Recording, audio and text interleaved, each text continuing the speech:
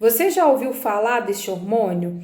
Ele é produzido pelos nossos rins em situações de hipóxia, ou seja, quando o oxigênio sanguíneo reduz, o rim consegue liberar a eritropoetina e a eritropoetina estimula a nossa medula óssea a liberar hemácias ou eritrócitos para a circulação geral. Quando eu falo eritropoetina, eritro vem de sangue, então estimula os eritrócitos. As hemácias também são conhecidas como eritrócitos ou ainda glóbulos vermelhos. Então, daí a sua relação. É um hormônio que estimula a medula óssea, que é o local de produção das hemácias, que é a minha célula sanguínea mais abundante, e inclusive é a célula que é responsável por transportar o oxigênio sanguíneo. Então, todas as vezes que eu tiver uma redução desse oxigênio, o meu organismo vai responder dessa forma. Então, existem mecanismos fisiológicos do tipo, quando a gente viaja para um local com altitude, o ar rarefeito, possivelmente você já ouviu dizer que os nossos rins vão produzir eritropoetina e nós vamos conseguir nos adaptar. O que seria essa adaptação? À medida que eu chego nesse local que me provoca uma dispneia, uma dificuldade para respirar, o meu organismo ele vai conseguir a liberação de hemácias para normalizar então o transporte de oxigênio sanguíneo. E existem algumas patologias que a gente percebe muito bem isso na prática.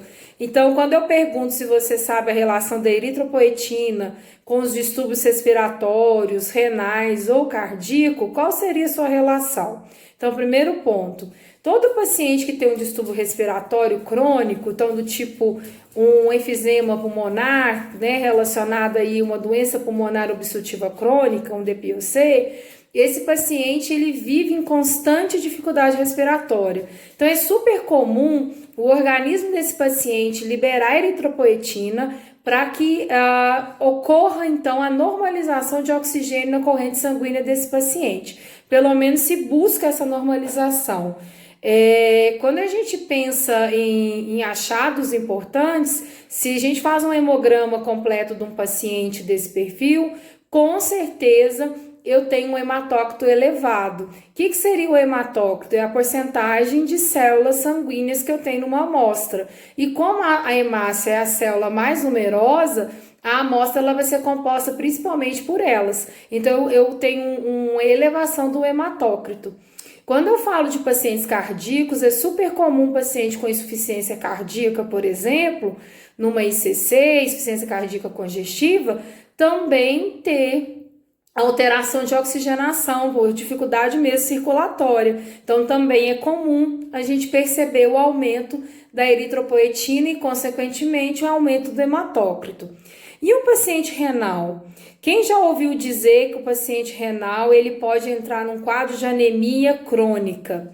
E muitas das vezes, quando ele faz aí, o tratamento dialítico optando pela hemodiálise, esse paciente ele tem perda sanguínea, na máquina se utiliza solução de heparina, que também aumenta aí o risco de sangramento e aumenta também a perda de sangue. Esse paciente, por estar na doença renal crônica em fase terminal, né, por isso que está em tratamento dialítico, esse paciente acaba não conseguindo produzir eritropoetina. Então é super comum a gente perceber na prática pacientes renais que vão receber eritropoetina injetável pelo menos 2 vezes na semana, ou com frequência fazer reposição de ferro. Às vezes o médico prescreve a suplementação intravenosa para poder corrigir. Então, por que eles entram na anemia crônica? Porque se eu não tenho eritropoetina, eu não tenho hemácia circulando, eu tenho dificuldade de circulação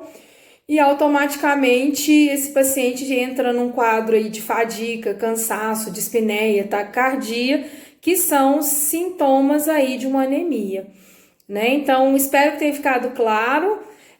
Para os profissionais aí que voltaram que conheciam em parte o mecanismo ou que não conhecia, eu espero ter ajudado. E mais uma vez perceber a importância de se conhecer anatomia e fisiologia para um embasamento realmente da nossa profissão.